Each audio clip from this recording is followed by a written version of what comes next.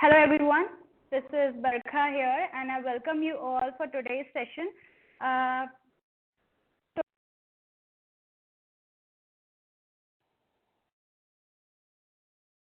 even thrive during the difficult economic time. I would like to introduce today's presenter, Dr. Aerts. She is the international speaker, Director of International Entrepreneurship Sustainability. And I think everyone has joined, so now we can start this session and we would like to hear from you all. Once this presentation will be started, I request you all to please mute all of you, and whatever the question and the queries you will have, you can ask afterwards. So now I would request Dr. Ria, please continue with the session.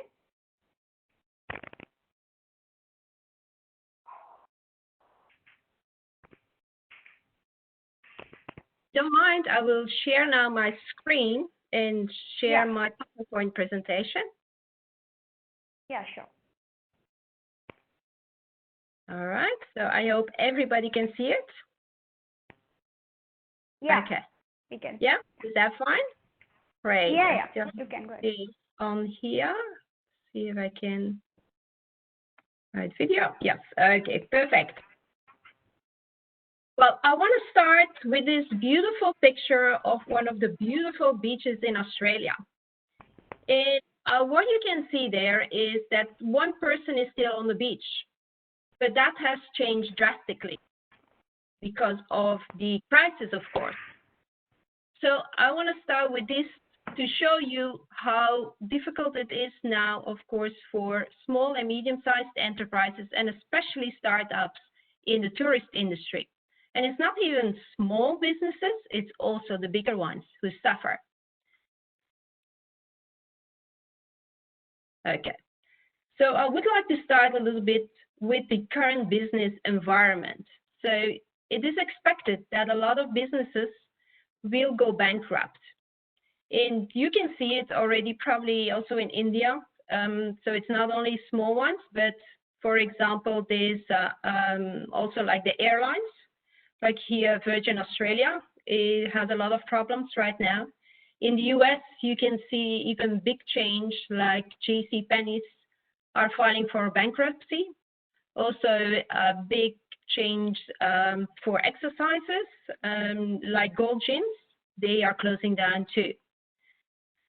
It's also a big change in the thinking of the labor force.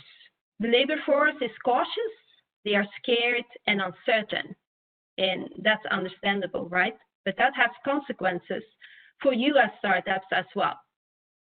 Governments, they try their best and they support as much as possible the businesses because that it gives livelihood to the people. So they try to do as much as possible, but there's going to be a limit, right? We have seen also that consumers are forced now to switch to digital and e-commerce.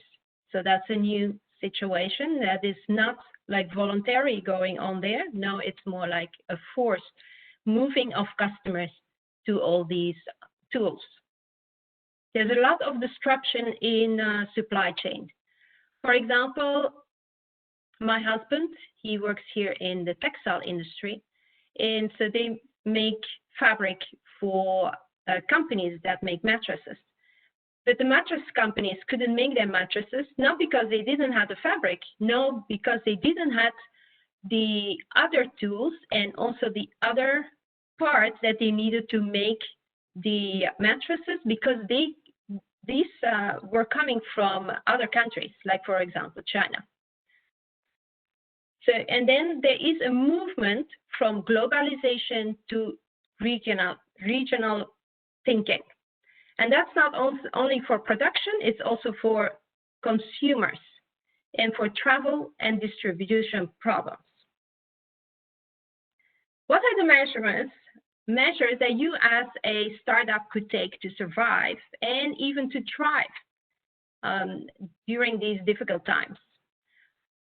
I've listed here 10 measures that will help you. The first one is think positive. Second one, look for opportunities. The third one, adapt your business model fast, but wisely. And of course, you need to keep on focusing on your customer. They are the most important. And don't lose that now that is difficult time. Be open to new ideas and new processes. The sixth one is diversify. Seventh, make non-essential essential. Number 8, accelerate digitalization and automation. Be a real leader. And last but not least is collaborate. I will go now into each of these ones separately so that you have a better understanding. A positive mindset. That is really, really important in difficult times. And I love this quote from Abraham Lincoln. We can complain because rose bushes have thorns, or rejoice because thorn bushes have roses, right? So it's like looking at a glass. It can be half full or half empty. But with a positive mindset, you can overcome a lot of obstacles. And how can you do that? Well, you can train, in fact, your mind to see the good in every situation. What will be helpful is often like meditation that can give you a positive view on life. Because, like it was said here, you can't live a positive life with a negative mind. So meditation can help you with that. Another tip is read positive mindset books. There are hundreds and hundreds of them. I like, for example, The Power of Positive Thinking by Norman Peale. But I also like The Magic by Rhonda Byrne. And there are a lot more. So look at the books and take the time to read them and to reflect on them. And that will create more a positive mindset. Another thing that also helps is simply go out in nature. Sometimes leave your business for half an hour and explore, because that will make you thinking, in fact, in a more positive way. It has often a good influence on you. Other thing is clean your house. If you can't go out, let's clean your house. I have found that by simply cleaning the windows, I started to do something that I didn't have to think of by doing this, but I started to reflect on things, and then you can really grasp things that otherwise you're not able to focus on when you're working the whole time. So even some things that you think, oh, this is boring, well, boring can lead to positive reflection. Listen to motivational speakers. There are a lot of good speakers out there. Please take your time and maybe simply listen to them while you're doing other things. So then you don't have to lose time, but you still get a positive mindset through listening to these speakers. Another thing that you can do is be with positive people. And that can be maybe your grandma or even your grandpa or your mom or your dad. It doesn't have to be people that have been very high level education or done a lot of things in life. No. There are people in your life right now, very close by, that have a very positive mindset. Go with them, be with them, and that will help you to think also in a positive way. Another what you can do is volunteer. Now, I have recently met a very successful business owner. He has set up a lot of businesses in the medical sector, and his name is Shahrukh Mishnam. And so he recently wrote a book, and it's not a thick book, but it's called My Wednesdays. And what he does is on Wednesdays is he volunteers in listening to people who are going to die. And it's funny, he says his subtitle is From Death to Life. And he was explaining that by doing this, he got a much positive view on life. And by experiencing, talking to those people, he got a lot of very useful information from these people who were, a lot of even the people that he was taking care of have already died. But he said, I learned so much about life and about looking it from a positive way simply by volunteering. Discover of opportunities. And I love this quote from Albert Einstein. In the middle of difficulty lies opportunity. And that is so true.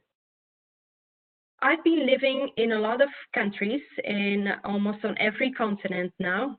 And when we moved from Europe to Latin America, that was in Costa Rica, I couldn't speak the language. I could only say sí y no. And for the rest, I couldn't understand it. But being in that environment gave me the opportunity to learn that language. And it gave me the opportunity to learn that language pretty well, because I was, in fact, that was the only way to have contact with people. And I didn't know nobody there when we moved there. So I didn't have friends there. I didn't have any family member. So it helped me to connect with people. First learning the language and then getting to know people there. I wasn't allowed to work there because that was one of the conditions being expat. But at the same time, I got the opportunity of working at the Inter-American Development Bank. And that happened simply because I moved from a consultancy and research job at the university to Costa Rica. And the professor I worked for, he got an invitation from the Inter-American Development Bank that they were looking for a person who was doing the same thing that I have been doing at the university, and that was being part of an observatory for small and medium-sized enterprises. But I only got that opportunity to work for the Inter-American Development Bank because at that time I was living in Costa Rica and could speak the language. So that was a new opportunity that simply came out of being able to get to and overcome new obstacles, but it created opportunities. What I also learned from there, from being, for example, in Costa Rica, was that that was more than 20 years ago, in fact, more than 25 years ago. And at that time, there was not a lot of sense for the taking care of the environment in most countries. But Costa Rica was one of the first countries to really put a lot of emphasis on that. And I took that away from there. So it's something that was first seen as, oh, this is an obstacle that will be very difficult to overcome, as an opportunity. And still nowadays, these environmental first lessons, I can still use today, even in my role now with the sustainability and the empowerment, and also even to help my own children. Like one of my kids, she is very much into the environment, and so she's developing now also a project to help the environment. So that was something, like I said, an obstacle that turned also again into an opportunity. And we learned from other crises that often when there is a big obstacle, that can lead to new opportunities.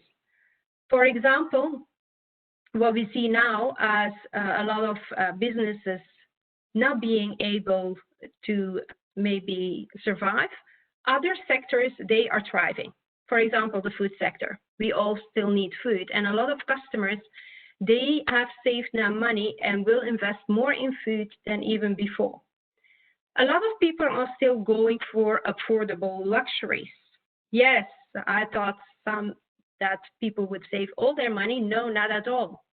For example, in Belgium, I'm originally from Belgium, chocolates are known all over the world. Well, that sector is still doing pretty well because people still want to enjoy, while they are in lockdown, this little luxury. Women with makeup, even when there is a crisis, we will still buy our lipstick. debt collectors. That business is thriving now, of course, too. Resume writing, marketing, anything online, in fact, consultancy, that's all still thriving. And one of the big crises in the US was 1930, yes. And in that time, there were, in fact, developed quite a lot of products, like glass fiber was developed, polarized glass was developed. There was a vaccine for yellow fever discovered, and Charles Richter, he developed his Richter scale for measuring earthquakes. And nylon was discovered during this hard time in the US. So hard times often really create more opportunities. And we can already see that also today. There are so many new products and services that are needed now. And in fact, that will continue in the future. Look now in the medical sector. There are so many things that we now see that are not there. So there are opportunities that you should take and that you should develop on. Also in education, we have been switching very fast from face-to-face education to online. And now we see all the problems there, but that means also opportunities. So let's jump on them. Adapt your business model fast. Fast, why? Because you need to apply the current rules and laws. If you don't do that, then you're already out of business. For example, in Europe, the retail stores, they are just opening again. And so the rules were that not a lot of people can be in one store, but also they had to create like a flow in their store. So now they had to put in all stickers on the floor that people know where to walk. And in fact, that created a big boom in the printing industry, because now the local printers, they have a lot of things like the stickers to print that are now used in the retail stores. So these printers, they also learned to adapt first to this new situation. Now keep on getting business cash in, so also getting revenue in, because that is one of the first things that will help you survive. So make sure you get still the money in the door. And for example, what happened in Australia was that in the Australian supermarkets, they said we are not going to accept cash money anymore. But they could only do that by warning the customer up front. If they hadn't really prepared the customer, that would have been a disaster, right? But they really helped the customer to see what the problem was, because handing over cash money, there was a fear of having the virus on the paper, and then giving back money, that would have been the same problem. So there, the Australian supermarkets adapted pretty fast to this situation. I would like to stress that we need to adapt fast, but wisely at the same time. So this can be a challenge, but it's very important. Keep your customer restraints in mind when you change your business model, okay? A lot of times, and now there is a situation that customers have a lower income. So you have to think about that when you adapt your business model there. There's also still a fear of catching the virus and being around people, so you have to take that into consideration. There are still distribution limitations. If your business model is focusing on international markets, then you might have to rethink quite a lot, because it will still be probably for a while before international borders will open. So that's why it's maybe you have to then not only focus on international markets, but also starting to focus on your local markets. Supply chain obstacles. Like I already explained in the beginning, there can be maybe a shortage in raw materials. So you have to take that into account as well. There are going to be support system constraints. Now we still have quite a lot of government support, but in the future, maybe it will not be possible for the government to keep on giving that support. So already adapt now that you can survive without government support. The interest rates of the banks, maybe they will go up, maybe they will go down. We don't know exactly yet. So you need to be able to adapt to this situation as well. Then there are all kinds of cultural and moral restraints. For example, in Europe, we saw now that a lot of the countries are thinking more of having the products made in the countries itself. And that was mainly because there was a lot of shortage, for example, of the masks. And so in order to be able to supply them, they had to adjust quickly. And so they converted some of the businesses that were making other things, they had to convert to making the mask. So that was a wake-up call for a lot of Western businesses that had their supplies or their products made in other countries to start again making them in their own country. So take that into consideration when you're adapting your business model. Focus on your customer. What do they need or want, right?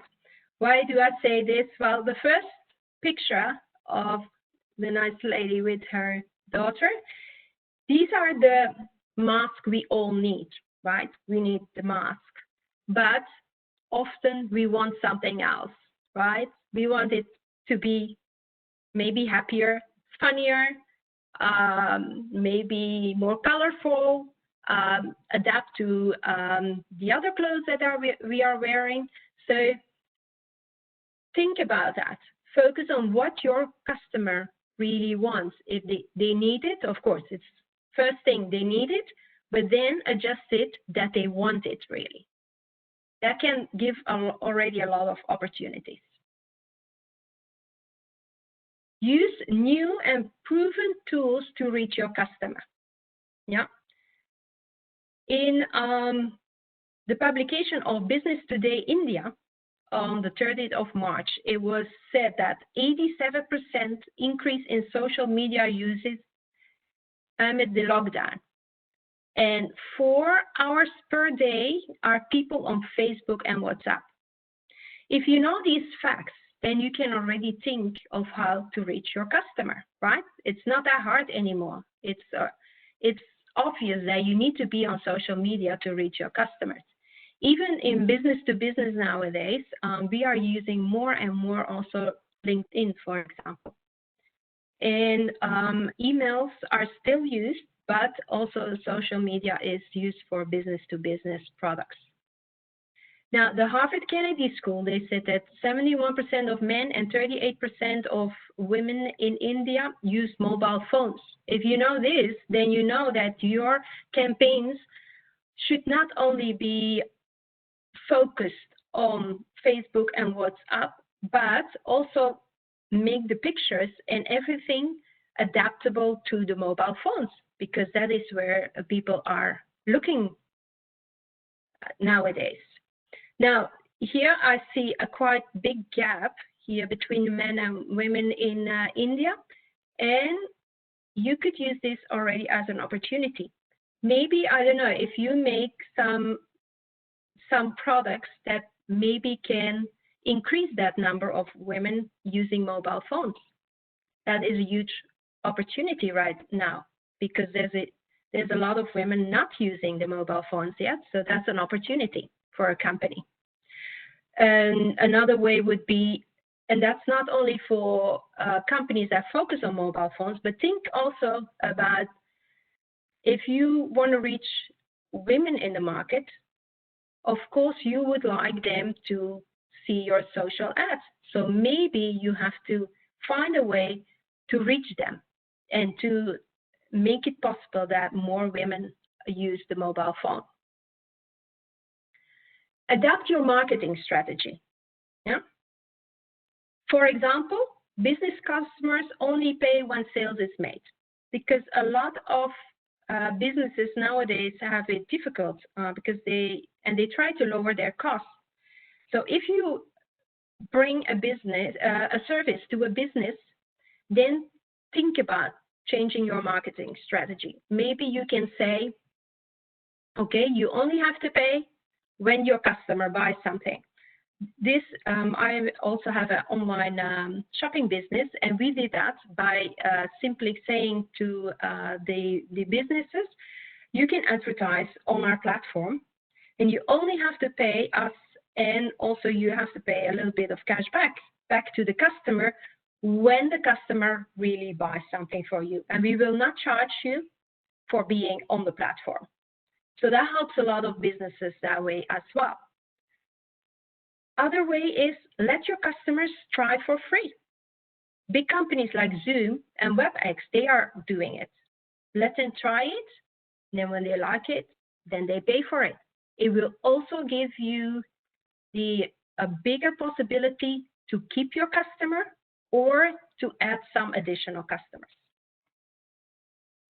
Be open to new ideas and new processes. For example, you can learn from other sectors. Or maybe you have a product that you thought this is only for this sector. Rethink. It could be that it is also applicable in another sector. For example, we had Pentaxel. Pentaxel is a product that was developed first for the medical sector, for scar reduction. Now it's also used in skincare to reduce wrinkles. So from the medical industry going to the beauty industry. So think about your product. Maybe it is possible to also have it in other sectors. Learn from new ideas and processes from your customer, from your employees. An example therefore is the Belgium cookie factory is Lotus. It's not called Lotus in a lot of other countries, but it's called Biscoff. What they did is, when they developed their spread, the cookie spread, they asked their customers, what can you do with our cookies?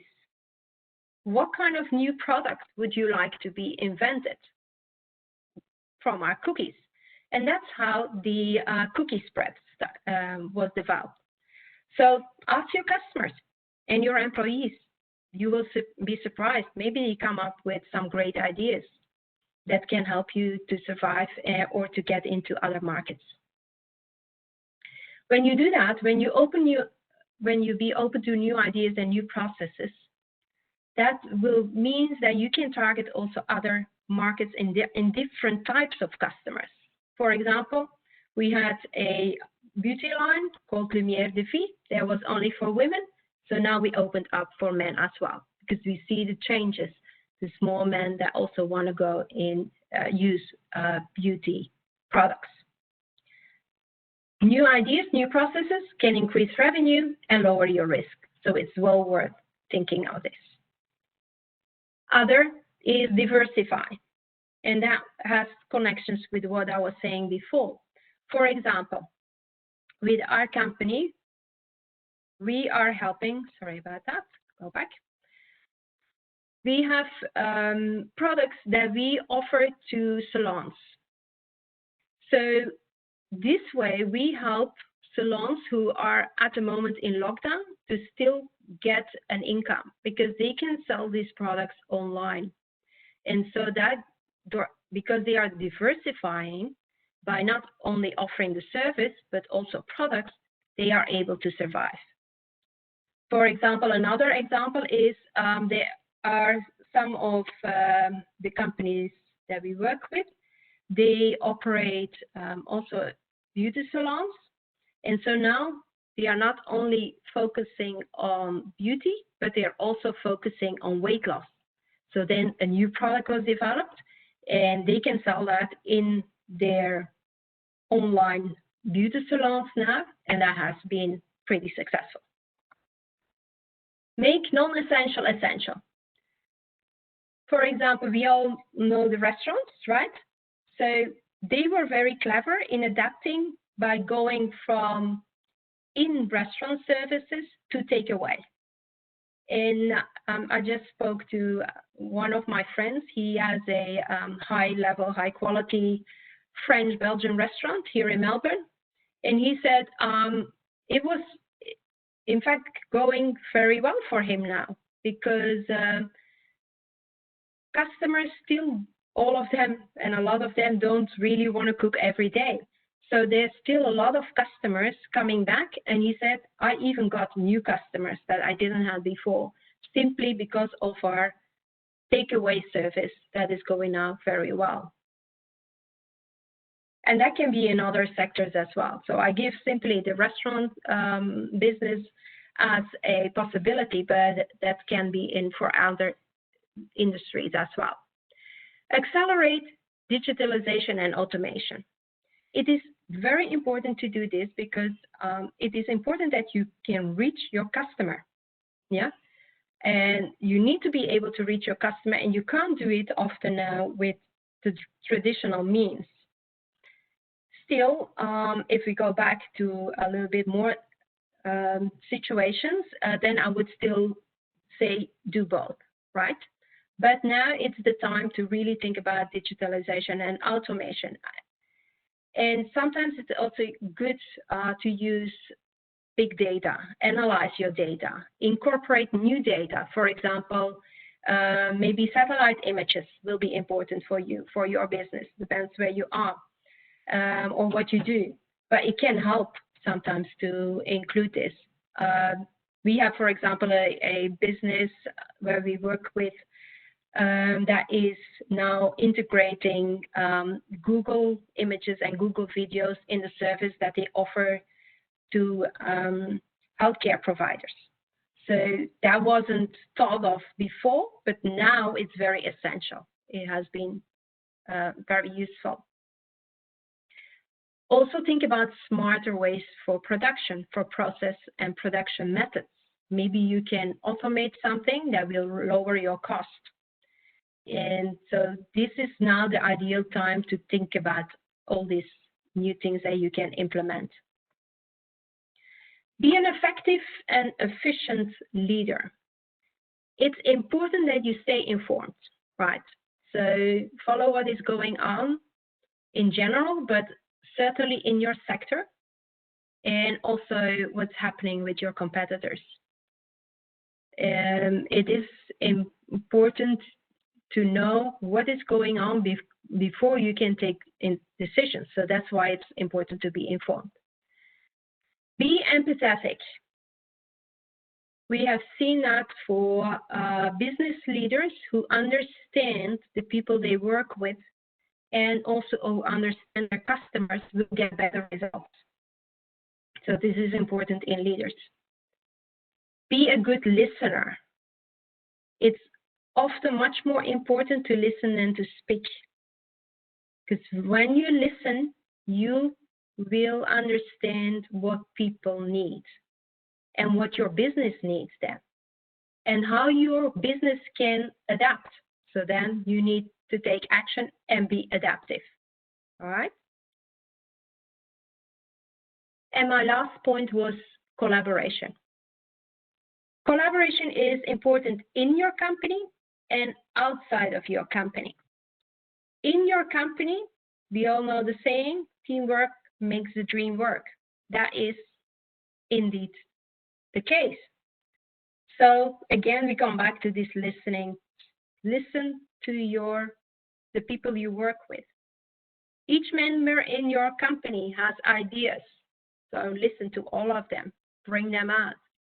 And every employee has also connections. Every team member has connections. So figure out what these connections can do for your business. And that will be a benefit going into that. Outside your company, collaborate with companies or persons offering complementary products.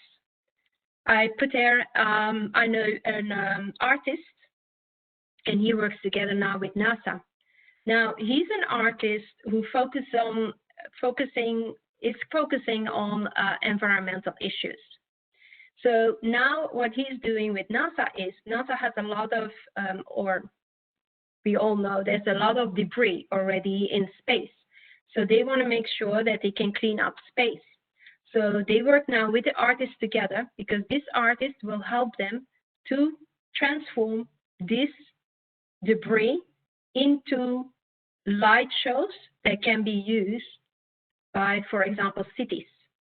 So they will start burning the debris coming from space, and the artist will make sure that it is done in a way that is very pleasant for people to watch. So that is an excellent collaboration. And you would think, at first you would not think the relationship between an artist and NASA, but this was a very good collaboration and it is leading to very interesting results. You can also collaborate with companies in the same sector. They don't always have to be like your competitor. Maybe you can divide the burden of manufacturing. Maybe you can have certain supply chain links, using them together and lower your cost that way. It's also good to collaborate maybe with companies or freelancers that offer support. For example, marketing support. Maybe you don't have the budget to really invest in a full-time employee. Well, now there are a lot of people, freelancers, who offer this support. And they will be very grateful because it's very hard at the moment for them. So that can be a win-win for both of you. They might offer you services at even lower cost than before. What to anticipate when the crisis is over? Yeah, what do we think?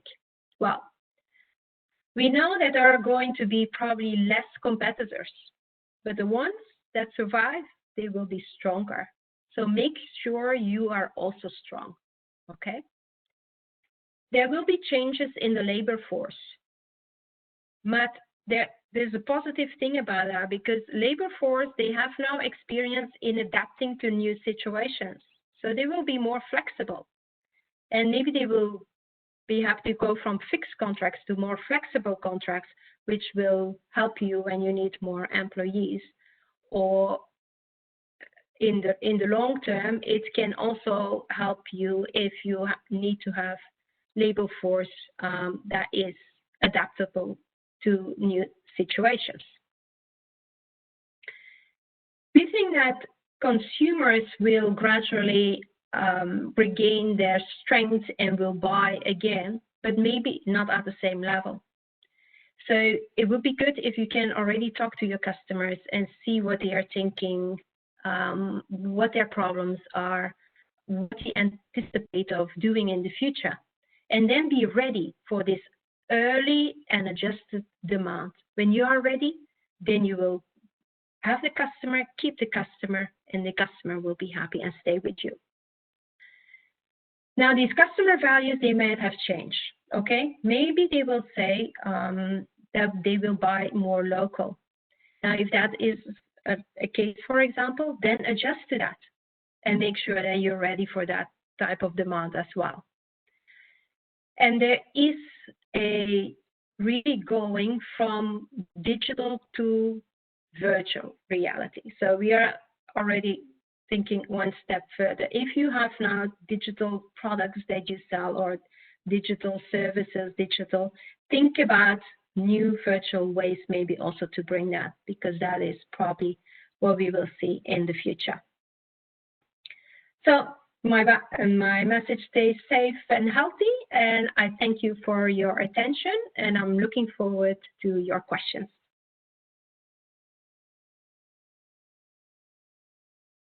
Ria, thank you so much for this wonderful session. This is CK here. And I really like the analogy that you have used during the presentation, especially the last part about the collaboration, because we heard that from one of the other speakers as well, and that is the need of the cost-cutting measures and the collaboration, the potential collaboration within the company or even outside the company, and even with your competitors. So that was a very good point. So one of the questions that I had from one of our startup was, in this tough time, we have the motivation of the employees and the employers both are down.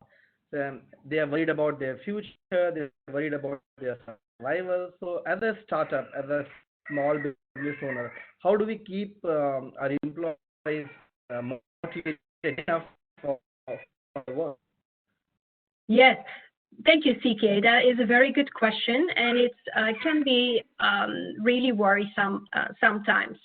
But the same as we motivate ourselves, first of all, I would ask the employees what are their worries, what are they worried about, and a lot of them are, of course, worried of losing their job. So if you can reassure them that you do all the possible to let them keep their job, I'm sure they will be motivated too. I would also include them in what is going on. Tell them a little bit about the troubles, but how did you overcome them? And that will give them confidence in that you are a good leader and that you can really overcome, in case there are more obstacles, that you can overcome them and that you are happy to integrate them and let them know. Also ask them, maybe sometimes it can even be okay to ask them even for help. Maybe you can say, okay, we are looking now for new ideas and we would like to know what is your take on it. What do you think we can do? They will really appreciate that. If they see, wow, they are listening to us, then I'm almost 100% sure that they are not going to look for another job with another company. They will want to stay with you. And then often they are even willing in hard times to give up maybe their vacation days or a little bit of their salary if it is necessary to not going bankrupt and still have the company surviving. Other motivational tools could simply be, if you really need and really have them keep on going and really want to keep them, is project what you can do in the future for them. And give them a perspective of, okay, this is a hard situation, but it will be better because we are doing this and we are doing that, and we will make sure that you can benefit from it too. So that are hopefully some suggestions that will be helpful.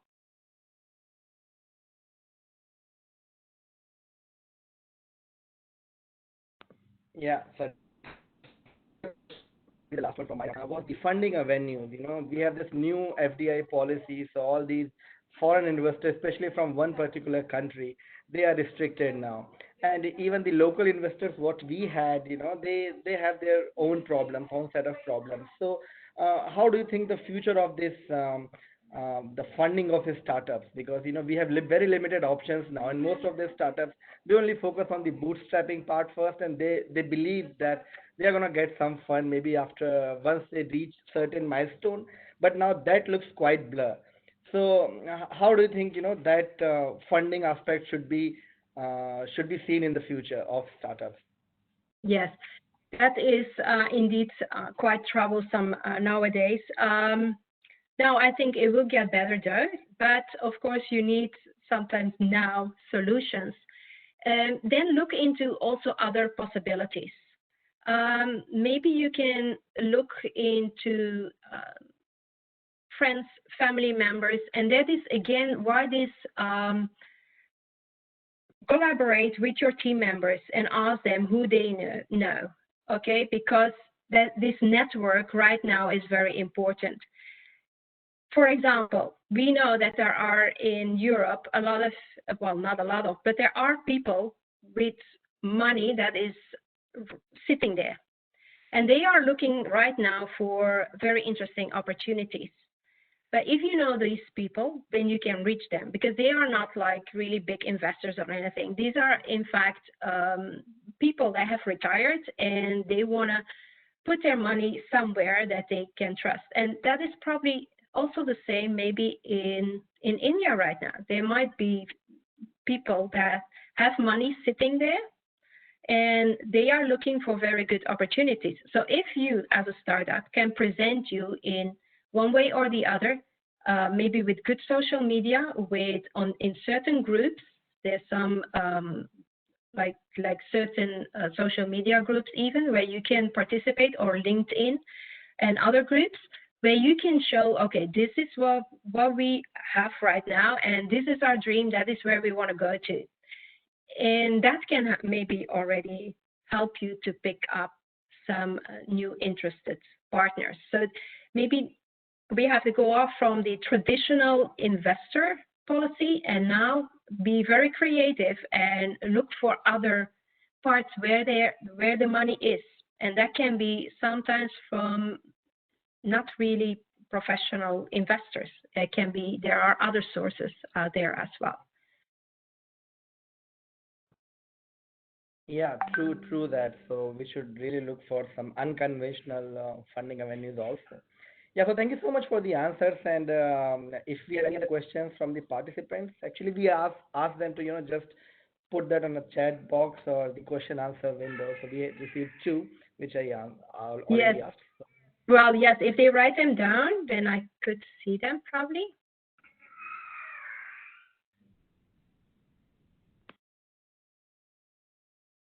Okay, I have here a question from Ariba. The question is, so I told you about the saloons were saved. How can we help save the economy of small business during this pandemic? Well, I gave you already quite a lot of examples, I hope, in the presentation. Now, it depends also on the sector. So it depends on the industry. And you have to really look, in fact, to what the customer needs and what the customer wants. Because that is the most important. The customer is the one who will buy your product or service. So get to know that customer very well. And then from that information, you will probably get some very interesting ideas, and you can discuss them with your team. Look, this is what we found that the customer is needing, and this is what they really want, because there's still a difference between the need and the want. But if you understand that very well, then new possibilities are coming up. Like, for example, the restaurant, they found out, okay, these customers that we have before, we can't have them in our restaurant anymore, but there is a market because they don't want to cook every day. So if we can offer it and that they can take it away from us, then that will work. There is all other types of things, but I would certainly 100% say to keep your customer in mind, because that is where your money will come from, and that is what will save your company in the end, because you need that cash and you need that revenue in. So focus on that. I hope that helped. Let me see. Another question.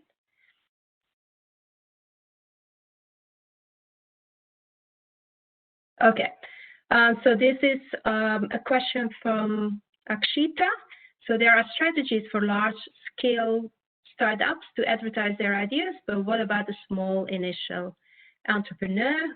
How can they reach their target customer?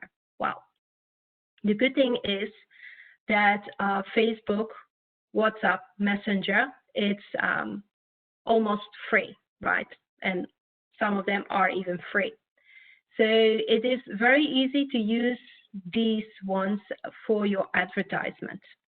And even the big advertisement, the big companies, they are also using this now. They are getting more and more away of traditional advertising, and because that is very costly, very expensive. And also, like I showed you in the presentation, more and more people are simply looking on Facebook, on WhatsApp, and on other social media channels because they want to hear what other customers are saying when they buy your product. They want to hear what other people have been searching, what other people are doing on your website, what other people have experienced when buying your products. So it's important that you, when you have like a marketing campaign, put out there some testimonials. Testimonials are great because they create trust between your potential customer and your company.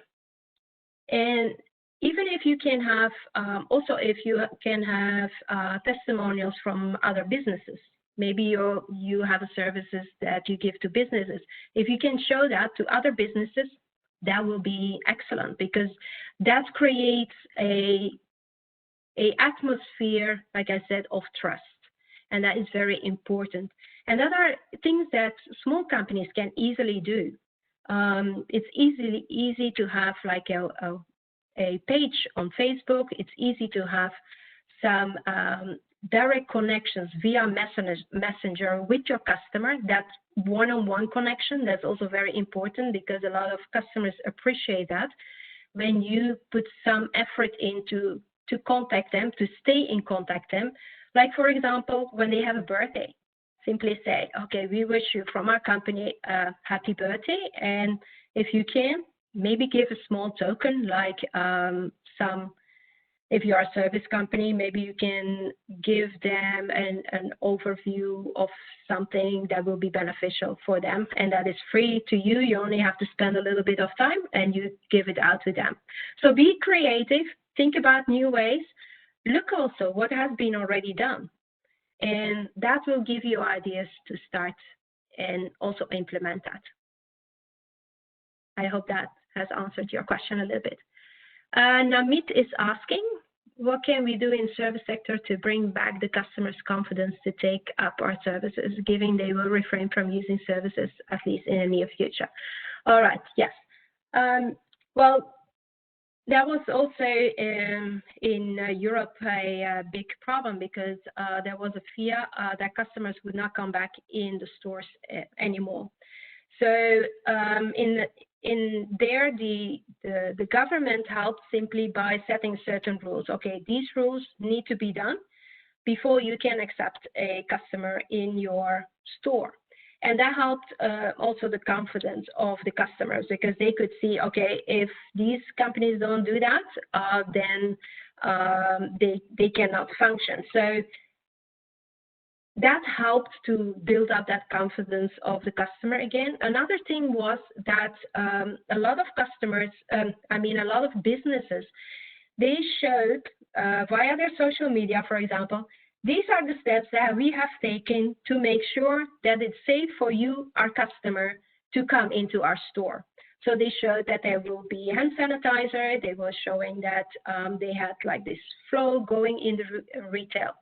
And that can be the same, like if you have services industry, like the salons and this type, even restaurants and everything, that can restore that confidence that you have taken measures so that to keep your customer safe. Via Sharma, interesting. Okay. Let me see other questions. What should a complete business consist of? Oh, that's a question even for another presentation. Maybe I can come back for that one another time. Oh, and I have another RIA that's interesting. I want to ask that I have a product related to social distancing and COVID-19. Then how can I come up with that product at this point of time? Okay. So Ria, you have a product that is related to social distancing and COVID-19. So in fact, that is perfect now, I suppose, because it's a product that will overcome these problems, right? If I understand correctly. How should I take the start? Well, there, what I would do is I would make sure that you promote it in that way, because that it helps at the moment. It will help with overcoming these problems. So you have created a solution to a problem, and that's the best way to start. And then you can do in all your marketing and social media and all these campaigns, bringing that out. Make sure that everybody understands that that is a solution for a problem that exists right now, and maybe it can be still also tell them that it can be used later on in the future too, that it's not only for now. But we are not sure right now if we will have a second wave, a third wave, fourth wave, or maybe in the future, who knows what else will come up. so it can maybe be reused or used still long term. So I would start that way. Okay, let me see.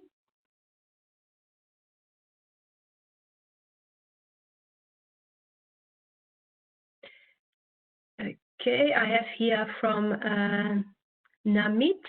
How can we justify the added cost of sanitation in businesses with low margin? Thanks for a previous answer. Okay, yes, that is not easy. The thing is that probably for a short time, the company hopefully is able to overcome these costs, because the problem is also that customers at the moment, a lot of the customers, they might not have a job anymore, so their income is also lower, so they are not going to go, or they will not be happy if they see a increase in the price of your product, probably. So there my advice is build up this cash as much as possible. Save on other things maybe that are maybe too costly now for your business. Save on those ones, and then make sure that you can still operate with the same price, at least for a little bit. Now, if it is a product that is really in demand, then you can increase the price, because then people will still buy it. So that hopefully that advice will help you. Okay.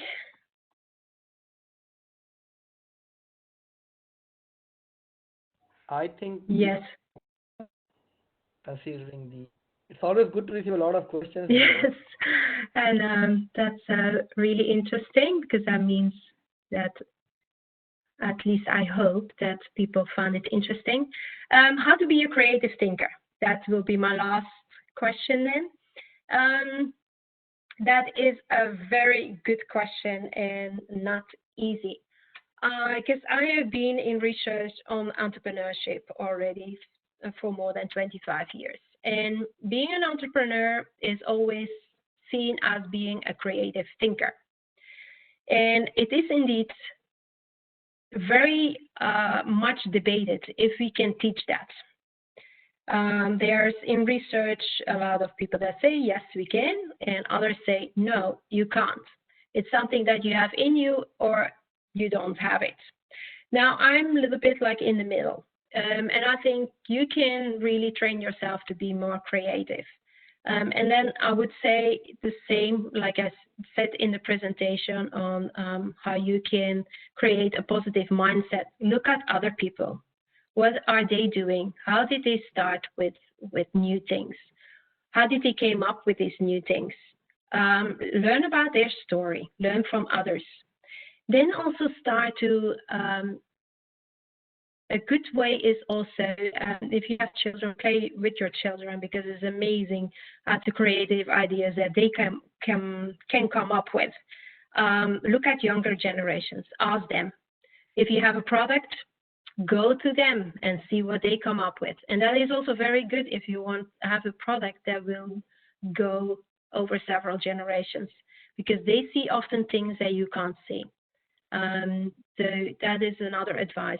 Creative is also, I remember when my youngest daughter was in school, and we learned there what Google did to have more creative thinkers in their company. And that is simply bring team members together and bring in a load of recycled material, and then they had to make things coming out of that recycled material. And that's what they did also at the school of my kids. So they brought in all kinds of recycled material, and the kids were let free. And then they had to make something out of this recycled material. And that stimulated their creative thinking as well. So that are things maybe you can do too. Look around you and see what you can create, and then that will train your creative thinking mind, more or less too.